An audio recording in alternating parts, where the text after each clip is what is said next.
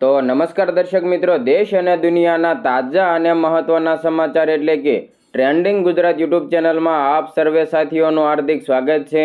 દર્શક મિત્રો, દેશ અને વિદેશમાં ઘટતી અવનવી ઘટનાઓની માહિતી તેમજ રાજનીતિ અને વરસાદને લગતા સમાચાર સૌથી પહેલા મેળવવા માટે અમારી ટ્રેન્ડિંગ ગુજરાત યુટ્યુબ ચેનલને અત્યારે સબસ્ક્રાઇબ કરી લેજો અને બાજુમાં આપેલા ઘંટડીના નિશાનને પણ પ્રેસ કરી દેજો, જેથી અમારા અવનવા વિડીયોની અપડેટ સૌથી પહેલા તમારા મોબાઈલમાં મળી જાય। દર્શક મિત્રો, સૌપ્રથમ રાજનીતિને લગતા સમાચાર ઉપર એક નજર કરીએ તો ગુજરાતમાં ફરી એકવાર આમ આદમી પાર્ટીને મોટો ફટકો લાગ્યો છે। જી હા દર્શક મિત્રો, 250થી વધુ કાર્યકરો કોંગ્રેસમાં જોડાયાના સમાચાર મળ્યા છે। વિગતવાર માહિતી મેળવીએ તો ગુજરાત કોંગ્રેસનું સંગઠન સર્જન અભિયાન મજબૂત થતાં જ આમ આદમી પાર્ટીને મોટો ફટકો પડ્યો છે। રવિવારે અરવિંદ કેજરીવાલની પાર્ટીના અનેક નેતાઓ કોંગ્રેસમાં જોડાયા, જેમાં મોટા આપના નેતા પ્રદેશ સચિવ સૂર્યસિંહ ડાભી અને અમદાવાદ શહેર પ્રમુખ ઓમ પ્રકાશ તિવારીનો પણ સમાવેશ થાય છે। આ ઉપરાંત અમદાવાદમાં કોંગ્રેસ કાર્યાલય ખાતે 250થી વધુ આપ કાર્યકરો કોંગ્રેસમાં જોડાયા। રવિવારે ઓલ ઇન્ડિયા કોંગ્રેસ કમિટી એટલે કે એઆઈસીસીના મહામંત્રી અને ગુજરાત સંગઠન પ્રભારી એવા મુકુલ વાસનિક, જીપીસીસી પ્રમુખ અમિત ચાવડા, ગુજરાત વિધાનસભા કોંગ્રેસ પાર્ટીના નેતા તુષાર ચૌધરી અને અન્ય નેતાઓએ તેમનું સ્વાગત કર્યું। કોંગ્રેસના વરિષ્ઠ નેતાઓએ પાર્ટીમાં જોડાતા તમામ નેતાઓ અને કાર્યકરોને ખાતરી આપી કે તેમની ગરિમાનું રક્ષણ કરવામાં આવશે। તે જ સમયે આમ આદમી પાર્ટી ગુજરાતના પ્રમુખ ઈસુદાન ગઢવીએ આ પગલાંને કેટલાક લોકોમાં અસુરક્ષાનું પ્રતિબિંબ ગણાવ્યું। ઈસુદાન ગઢવીએ જણાવ્યું હતું કે 1થી લઈને 6 ઓગસ્ટ દરમિયાન યોજાયેલી 200થી વધુ જાહેર સભાઓમાં 5000થી વધુ ભારતીય જનતા પાર્ટી એટલે કે ભાજપ અને કોંગ્રેસના કાર્યકરો આમ આદમી પાર્ટીમાં જોડાયા છે। મારી પાસે સત્તાવાર આંકડા છે, પાર્ટી મોટી થઈ રહી છે અને ગુજરાતમાં આગામી સરકાર બનાવવા તરફ આગળ વધી રહી છે। કોંગ્રેસના ભૂતપૂર્વ ધારાસભ્યો ટૂંક જ સમયમાં આમ આદમી પાર્ટીમાં જોડાશે। તમને જણાવી દઈએ કે કોંગ્રેસ અને ભાજપના આટલા બધા નેતાઓ આપમાં જોડાતા કેટલાક લોકોમાં અસુરક્ષાની લાગણી વિકસી રહી છે। મિત્રો, ટૂંક જ સમયમાં વધુ લોકો આપમાં જોડાશે। રવિવારે કોંગ્રેસમાં જોડાનારા અન્ય લોકોમાં આમ આદમી પાર્ટીના કલોલ વિધાનસભાના ઉમેદવાર કાંતિજી ઠાકોર, રાજ્ય સંયુક્ત સચિવ રામભાઈ યાદવ, ગાંધીનગર જિલ્લા સચિવ રાજેશભાઈ ભટ્ટ, જિલ્લા સચિવ નરેન્દ્રસિંહ ડાભી, વોર્ડ પ્રમુખ નટવરસિંહ ડાભી, અમદાવાદ શહેર સચિવ પ્રવીણભાઈ સાસલા અને અમદાવાદ શહેર કાનૂની પ્રમુખ એવા અશોકભાઈ યાદવનો પણ સમાવેશ થાય છે। તમને જણાવી દઈએ કે આમ આદમી પાર્ટી છોડી દેનારાઓએ દાવો કર્યો હતો કે પાર્ટી ફક્ત સત્તા વિરોધી કોંગ્રેસના મતોને તોડવા અને ભાજપને જીત અપાવવાનું કામ કરી રહી છે। ગુજરાત પ્રદેશ કોંગ્રેસ સમિતિ એટલે કે જીપીસીસી દ્વારા જાહેર કરાયેલા એક નિવેદનમાં કહેવામાં આવ્યું કે દિલ્હીથી આવતા આપના નેતાઓ ફક્ત બીજેપીના સમર્થનમાં આદેશો આપી રહ્યા છે। છેવટે સત્ય જાણ્યા પછી કોંગ્રેસ એકમાત્ર એવી પાર્ટી છે જે બધાને સાથે લઈ શકે છે અને બીજેપીના સરમુખત્યારશાહી શાસનને પડકારવામાં સક્ષમ છે અને બીજેપીની ભય, ભૂખ અને ભ્રષ્ટાચારની નીતિનો સામનો કરીને જનલક્ષી અભિગમ સાથે કામ કરી રહી છે। અમે કોંગ્રેસની વિચારધારાને જનતા સુધી લઈ જવા માટે પ્રતિબદ્ધ રહીશું। વાસનિકે વધુમાં જણાવ્યું કે કોંગ્રેસની વિચારધારા બધાને સાથે લઈને ચાલવાની છે। તેમણે વધુમાં એમ પણ કહ્યું કે બીજેપીની જન વિરોધી નીતિઓને કારણે સમાજના તમામ વર્ગો પરેશાન છે। તેમણે વધુમાં એમ પણ કહ્યું કે દેશમાં આર્થિક અસમાનતા વધી રહી છે, ગરીબો અત્યંત ગરીબ બની રહ્યા છે, અમીરો વધુને વધુ ધનવાન બની રહ્યા છે। બીજેપી સરકારની નીતિઓ ગરીબ, સામાન્ય અને મધ્યમ વર્ગ માટે હાનિકારક છે। મોંઘવારી અને બેરોજગારી સતત વધી રહી છે। કોંગ્રેસની આ વિચારધારાએ જ દેશની સ્વતંત્રતા માટે લડત આપી છે। ગુજરાત કોંગ્રેસનું સંગઠન સર્જન અભિયાન તેજ મિત્રો, ગુજરાત કોંગ્રેસનું સંગઠન સર્જન અભિયાન તેજ થઈ રહ્યું છે। જિલ્લા કોંગ્રેસ પ્રમુખ વરણી બાદ તાલુકા પ્રમુખની પસંદગી હાથ ધરાઈ છે। કોંગ્રેસ ભવન ખાતે જિલ્લા પ્રમુખ અને જિલ્લા પ્રભારી સાથે બેઠક યોજાઈ, જેમાં ગુજરાત કોંગ્રેસના પ્રમુખ અમિત ચાવડા, વિધાનસભા કોંગ્રેસ પક્ષના નેતા તુષાર ચૌધરી અને સહપ્રભારી ઉષા નાયડુએ બેઠક કરી। ભરૂચ, છોટાઉદેપુર, નવસારી, તાપી, ડાંગ અને વલસાડ, સુરત શહેર જિલ્લો, નર્મદા, આણંદ સહિત 10 જિલ્લા પ્રમુખે સાથે દિવસભર બેઠક ચાલી। આગામી 3 દિવસ સુધી તાલુકા પ્રમુખ પસંદગીની પ્રક્રિયા પણ હાથ ધરવામાં આવશે. હવે મિત્રો વરસાદને લગતા સમાચાર ઉપર એક નજર કરીએ તો ગુજરાતમાં હાલ વાતાવરણમાં બદલાવ જોવા મળી રહ્યો છે. ગુજરાતના ખેડૂતો જેની આતુરતાથી રાહ જોઈ રહ્યા છે તે ભારેથી અતિભારે વરસાદના રાઉન્ડને શરૂ થવામાં આવે માત્ર ને માત્ર ગણતરીના જ કલાકોની વાર છે. તમને જણાવી દઈએ કે 2 દિવસથી સૌરાષ્ટ્ર સહિતના પંથકમાં ધોધમાર વરસાદ વરસ્યો છે. મિત્રો રાજ્યના છૂટાછવાયા વિસ્તારોમાં વરસાદી માહોલ જોવા મળી રહ્યો છે. હવામાન વિભાગ દ્વારા આગામી 24 ઓગસ્ટ સુધીનું ભારેથી અતિભારે વરસાદનું એલર્ટ પણ આપવામાં આવ્યું. હવામાન વિભાગે કરેલી આગાહી પ્રમાણે અમરેલી, જૂનાગઢ, ભરૂચ, સુરત સહિત સૌરાષ્ટ્ર અને દક્ષિણ ગુજરાતમાં પણ ભારે વરસાદની આગાહી છે. આજની જો વાત કરવામાં આવે તો આજે 19 ઓગસ્ટના રોજ જૂનાગઢ, ગીર સોમનાથ, અમરેલી, નવસારી અને વલસાડ જિલ્લામાં અતિથી અતિભારે વરસાદની આગાહી છે. જ્યારે દેવભૂમિ દ્વારકા, પોરબંદર, રાજકોટ, ભાવનગર અને સુરત, તાપી, ડાંગ જિલ્લામાં ભારેથી અતિભારે વરસાદ પડી શકે તો કચ્છ, મોરબી અને જામનગર, સુરેન્દ્રનગર, રાજકોટ અને અમદાવાદ, ગાંધીનગર, મહેસાણા અને પાટણ, બનાસકાંઠા, સાબરકાંઠા, અરવલ્લી, મહીસાગર, દાહોદ અને પંચમહાલ, છોટા ઉદેપુર, વડોદરા અને ભરૂચ તો નર્મદા જિલ્લામાં પણ ભારે વરસાદ પડી શકે. 20 ઓગસ્ટની જો વાત કરવામાં આવે તો 20મી તારીખે પણ અમરેલી, ભાવનગર, નવસારી અને વલસાડ આ વિસ્તારોમાં અતિથી અતિભારે વરસાદની આગાહી છે. દેવભૂમિ દ્વારકા, પોરબંદર, આ બાજુ જૂનાગઢ, ગીર સોમનાથ અને ભરૂચ, સુરત, તાપી અને ડાંગ તો બનાસકાંઠા અને સાબરકાંઠા જિલ્લામાં પણ ભારેથી અતિભારે વરસાદની આગાહી છે. જેથી આ વિસ્તારોમાં ઓરેન્જ એલર્ટ પણ આપી દેવામાં આવ્યું છે. જ્યારે કચ્છ, મોરબી અને જામનગર, રાજકોટ, બોટાદ અને સુરેન્દ્રનગર તો આ બાજુ અમદાવાદ, ગાંધીનગર, મહેસાણા, પાટણ અને આણંદ, ખેડા, અરવલ્લી, મહીસાગર, પંચમહાલ, વડોદરા અને દાહોદ, છોટાઉદેપુર, નર્મદા જિલ્લામાં ભારે વરસાદની આગાહી છે. જેથી આ વિસ્તારોમાં ભારે વરસાદનું યલો એલર્ટ અપાયું છે. તે જ પ્રમાણે 21 તારીખની જો વાત કરવામાં આવે તો 21મી તારીખે પણ કચ્છ, બનાસકાંઠા અને પાટણ, મોરબી, સુરેન્દ્રનગર, સાબરકાંઠા જિલ્લામાં ભારેથી અતિભારે વરસાદ પડી શકે. જ્યારે દેવભૂમિ દ્વારકા, પોરબંદર, જૂનાગઢ અને ગીર સોમનાથ, અમરેલી, ભાવનગર અને રાજકોટ, બોટાદ, અમદાવાદ અને ગાંધીનગર, મહેસાણા, આણંદ અને ખેડાના વિસ્તારો, અરવલ્લી, મહીસાગર અને પંચમહાલ, દાહોદ, નવસારી અને વલસાડ જિલ્લામાં પણ ભારે વરસાદ થવાની શક્યતા રહેલી છે. જેથી આ વિસ્તારોમાં યલો એલર્ટ અપાયું છે. તો વડોદરા, છોટાઉદેપુર અને ભરૂચ, નર્મદા, સુરત સહિત અન્ય જિલ્લામાં પણ હળવાથી મધ્યમ વરસાદ પડી શકે. મિત્રો 22 તારીખની જો વાત કરવામાં આવે તો 22મી તારીખે પણ કચ્છ, જામનગર, મોરબી અને સુરેન્દ્રનગર, પાટણ, બનાસકાંઠા અને સાબરકાંઠા જિલ્લામાં ભારેથી અતિભારે વરસાદની શક્યતા છે. જેથી આ વિસ્તારોમાં ઓરેન્જ એલર્ટ આપી દેવામાં આવ્યું છે. જ્યારે દેવભૂમિ દ્વારકા, પોરબંદર, જૂનાગઢ અને રાજકોટ, અમદાવાદ, ગાંધીનગર, ખેડા, મહેસાણા, અરવલ્લી અને નવસારી તો વલસાડ જિલ્લામાં ભારે વરસાદની આગાહીને પગલે યલો એલર્ટ અપાયું છે. તો આ ઉપરાંત અમરેલી, ભાવનગર, વડોદરા, સુરત અને આણંદ સહિત અન્ય જિલ્લાઓમાં હળવાથી મધ્યમ વરસાદ પડી શકે. 23 તારીખની જો વાત કરવામાં આવે તો 23મી તારીખે પણ જામનગર, મોરબી, કચ્છ અને દેવભૂમિ દ્વારકા, પોરબંદર, રાજકોટ અને સુરેન્દ્રનગર, અમદાવાદ, ખેડા અને ગાંધીનગરના વિસ્તારો, અરવલ્લી હોય કે સાબરકાંઠા, પાટણ, મહેસાણા અને બનાસકાંઠાના વિસ્તારો, નવસારી અને વલસાડ જિલ્લામાં પણ ભારે વરસાદની શક્યતા રહેલી છે. જ્યારે જૂનાગઢ, અમરેલી અને ભાવનગર, સુરત, તાપી અને વડોદરા, નર્મદા સહિત અન્ય જિલ્લાઓમાં હળવાથી મધ્યમ વરસાદ પડી શકે. 24 તારીખની જો વાત કરવામાં આવે તો 24 તારીખે પણ કચ્છ, બનાસકાંઠા અને પાટણ, સાબરકાંઠા, નવસારી અને વલસાડ આ વિસ્તારોમાં ભારે વરસાદની આગાહીને પગલે યલો એલર્ટ અપાયું છે.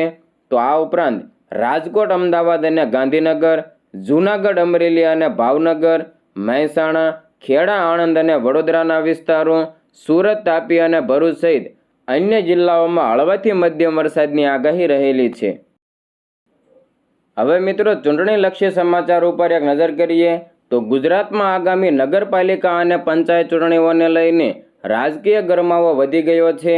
આ દરમિયાન આમ આદમી પાર્ટી એક મોટો નિર્ણય લઈને રાજકીય વર્તુળોમાં હલચલ મચાવી છે. પાર્ટીએ જાહેરાત કરી છે કે તે ગુજરાતમાં તમામ પંચાયતો અને નાગરિક સંસ્થાઓની ચૂંટણી સંપૂર્ણ તાકાતથી લડશે. આ માટે પાર્ટીએ યુવાનો અને સમાજસેવકોને ઉમેદવાર બનવા માટે ખુલ્લું આમંત્રણ આપ્યું છે. આપનો ઉદ્દેશ્ય 10,000થી વધુ બેઠકો ઉપર ઉમેદવારો ઊભા રાખવાનો છે અને આ પ્રક્રિયાને પારદર્શક બનાવવા માટે ખાસ ફોર્મ પણ બહાર પાડવામાં આવ્યા છે. આમ આદમી પાર્ટીનો નિર્ણય અને તેના પાછળનું કારણ.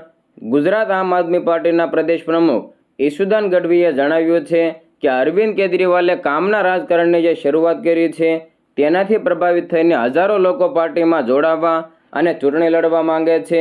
આને ધ્યાનમાં રાખીને પાર્ટીના ઉચ્ચ નેતૃત્વ અને રાજ્ય નેતૃત્વએ નિર્ણય લીધો છે કે આગામી નાગરિક ચૂંટણીઓમાં એક અને એવા યુવાનોને ટિકિટ આપવામાં આવશે જેઓ ખરેખર જનતાની સેવા કરવા ઈચ્છે છે.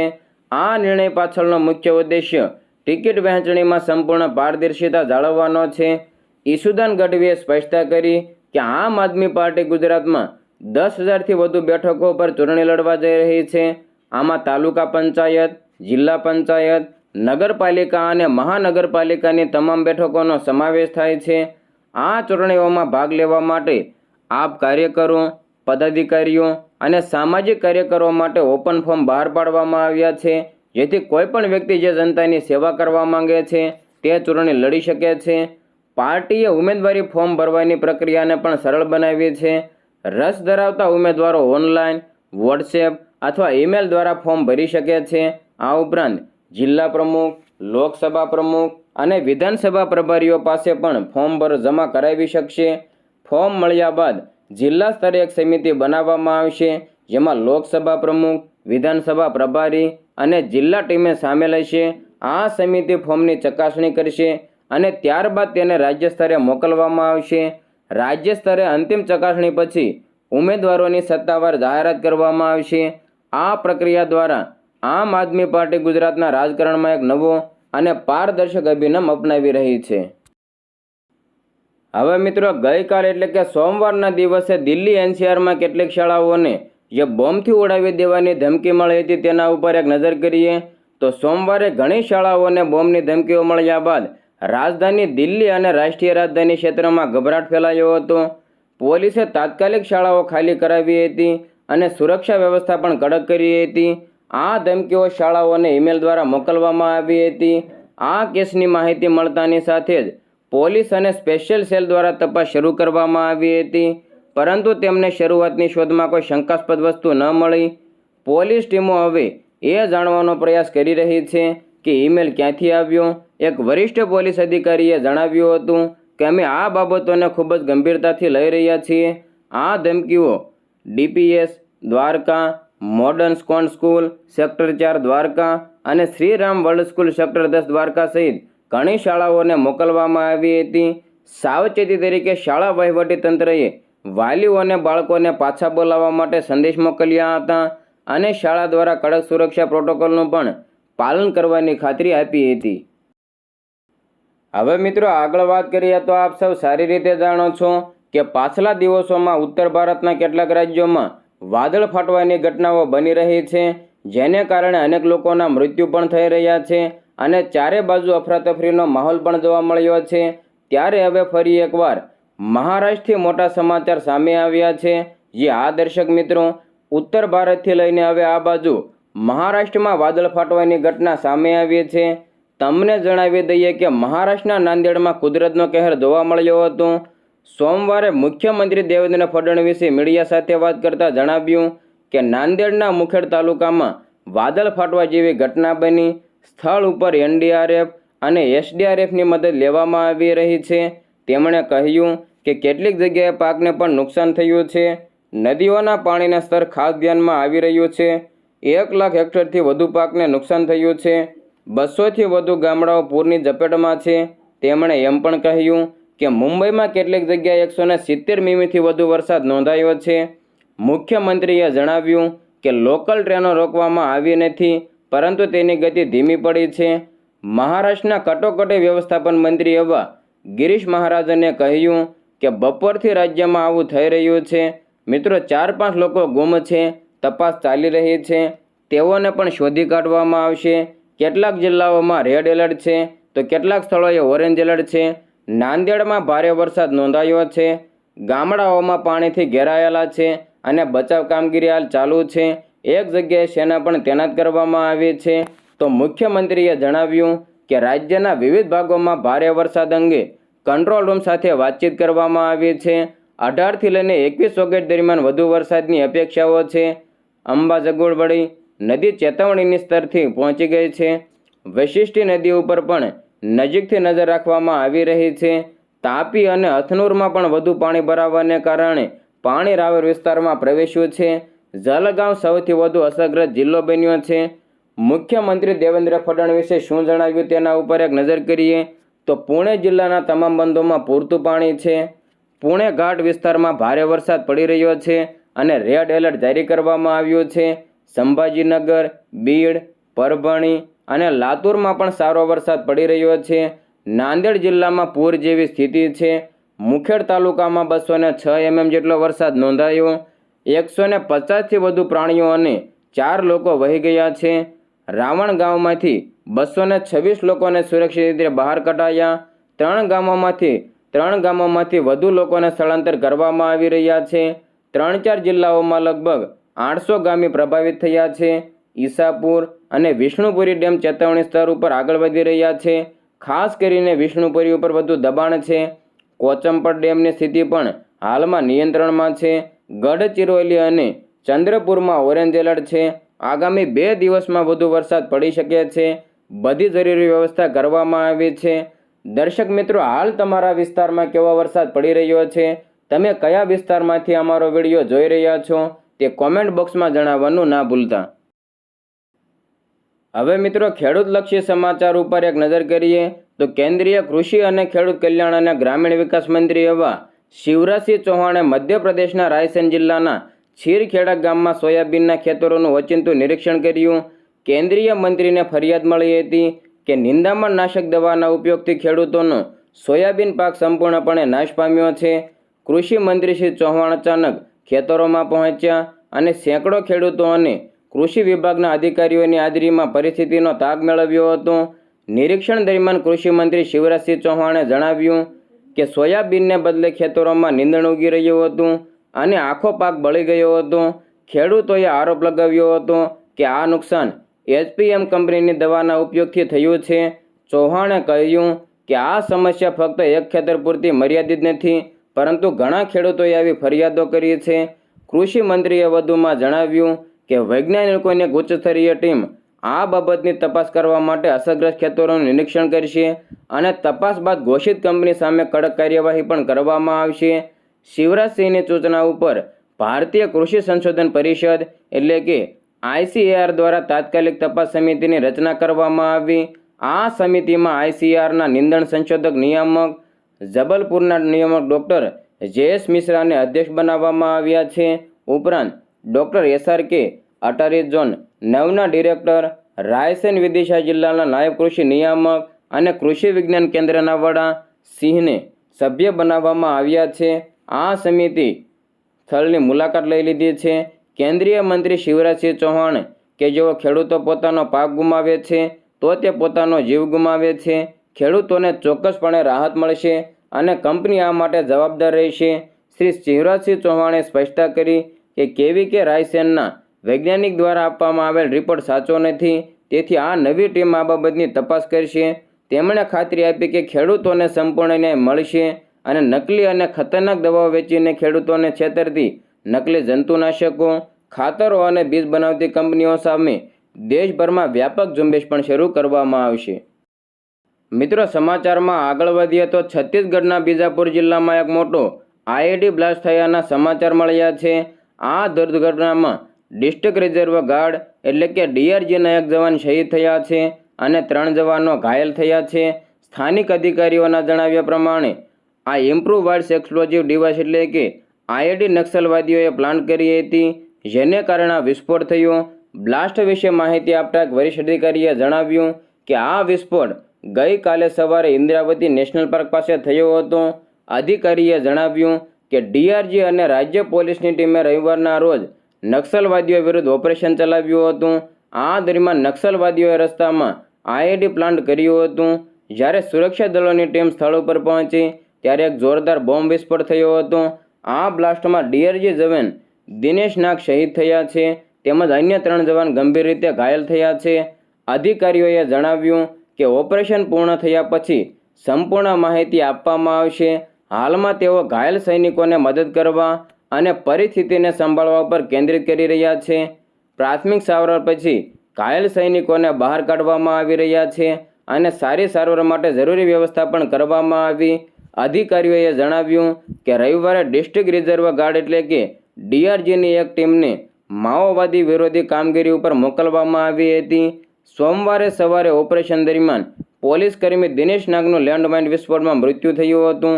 ઘાયલ સૈનિકોની હાલત ખતરાથી બહાર છે. પ્રાથમિક સારવાર પછી તેમને વધુ સારવાર આપવાની વ્યવસ્થા પણ કરવામાં આવી છે. હવે મિત્રો ખાતરને લગતા સમાચાર ઉપર એક નજર કરીએ તો એક તરફ ખેડૂતો ખાતરની સમસ્યાનો સામનો કરી રહ્યા છે ત્યારે ગાંધીનગરથી મોટા સમાચાર સામે આવ્યા છે. મિત્રો ચોમાસાની સિઝનમાં ખાતર લેવા માટે ખેડૂતો લાઇનમાં ઊભા હોય તેવા દ્રશ્યો અનેક જગ્યાએ ગુજરાતમાં જોવા મળે છે. તો બીજી તરફ સબસિડીવાળા ખાતરમાં ચાલતી ગેરરીતિનો ખુલાસો થયો છે. મિત્રો સબસિડીવાળા ખાતરની બોરીઓ બારોબાર વેચી મારવાની ગેરરીતિ સામે આવી છે. તપાસ દરમિયાન અન્ય ગડબડી પણ સામે આવી છે. વડાલીની મહેસા મોટર્સ નામની એજન્સી સામે પોલીસ ફરિયાદ નોંધવામાં આવી. આ એજન્સી દ્વારા 400 બોરી ખાતર બારોબાર વેચી મારવામાં આવ્યું છે. સબસિડીવાળું ખાતર ખેડૂતોને આપવાની જગ્યાએ આ એજન્સી બારોબાર વેચી નાખતી હતી. તપાસ બાદ ગેરરીતિનો પર્દાફાશ થયો છે. મિત્રો ખાતરમાં ચાલતી ગેરરીતિ રોકવા માટે તપાસ પણ કરવામાં આવી હતી. 214 કેન્દ્રોના સંચાલકોને શો કોઝ નોટિસ ફટકારવામાં આવી. આ સિવાય 54 કેન્દ્રો ઉપર ખાતરના વેચાણના બિલ જ ના બન્યા કે ખોટા બિલ બન્યા હોવાનું પણ તપાસમાં આવ્યું. 138 કેન્દ્રો ઉપર ખાતરના સ્ટોકમાં ગડબડી સામે આવી. આ સિવાય 117 કેન્દ્રો ઉપર સ્ટોક પત્રક અને પીઓએસ મશીનનો સ્ટોક મેચ ન થવાનું સામે આવ્યું. જ્યારે 119 કેન્દ્રો ઉપર રજિસ્ટરમાં દર્શાવેલી ખાતરની બોરીઓ ગાયબ હોવાનું સામે આવ્યું છે. ગુજરાતમાં 214 ખાતર કેન્દ્રોમાં 529 ગેરરીતિ સામે આવી છે. તંત્ર દ્વારા 18 જિલ્લાના કુલ 904 કેન્દ્રોની તપાસ પૂર્ણ કરવામાં આવી છે. આ કાર્યવાહી દરમિયાન 6 વિક્રેતાઓના લાયસન્સ સસ્પેન્ડ કરવામાં આવ્યા જ્યારે 2 વિક્રેતાઓના લાયસન્સ રદ કરી દેવામાં આવ્યા છે.